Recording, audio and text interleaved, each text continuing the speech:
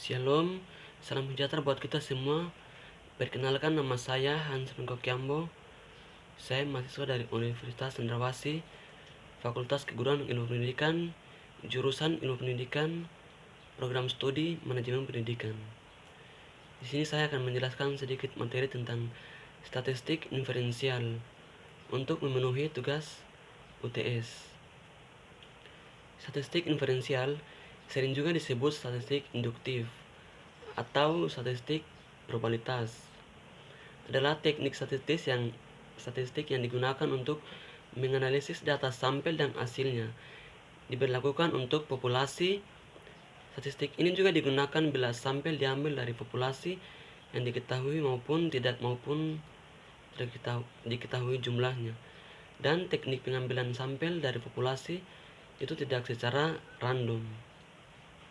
Statistik ini juga disebut statistik probabilitas karena kesimpulan dan kebenarannya bersifat peluang atau probability. Suatu kesimpulan dari data sampel yang akan diberlakukan untuk populasi itu mempunyai peluang kesalahan dan kebenaran kepercayaan yang dinyatakan dalam bentuk persentase. Bila peluang kesalahan 5%, maka taraf kepercayaan 95%. Bila peluang kesalahan 1%, maka taraf kepercayaan 99%.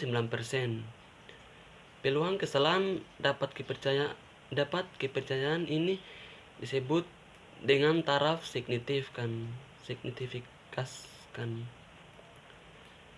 Pengujian taraf signifikansi dari hasil suatu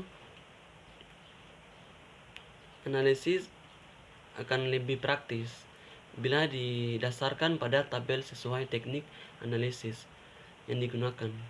Misalnya, uji T akan digunakan tabel T, uji F digunakan tabel F. Pada setiap tabel sudah disediakan untuk taraf signifikasikan. Berapa persen suatu hasil analisis dapat digeneralisasikan. Salah satu contoh, misalnya dari hasil analisis korelasi ditemukan koefisien korelasi 0,54 untuk signifikasikan 5%. Hal itu berarti hubungan variabel sebesar 0,54 itu dapat berlaku pada 95 dari 100 sampel yang diambil dari suatu populasi. Contoh lain misalnya dalam analisis uji beda ditemukan signifikan untuk 100%. Hal ini berarti perbedaan itu berlaku pada 99 dari 100 sampel yang diambil dari populasi. Jadi, signifikansi adalah kemampuan untuk digeneralisasikan dengan kesalahan tertentu. Ada hubungan signifikan berarti hubungan itu dapat digeneralisasikan. Ada perbedaan signifikan berarti perbedaan itu dapat digeneralisasikan.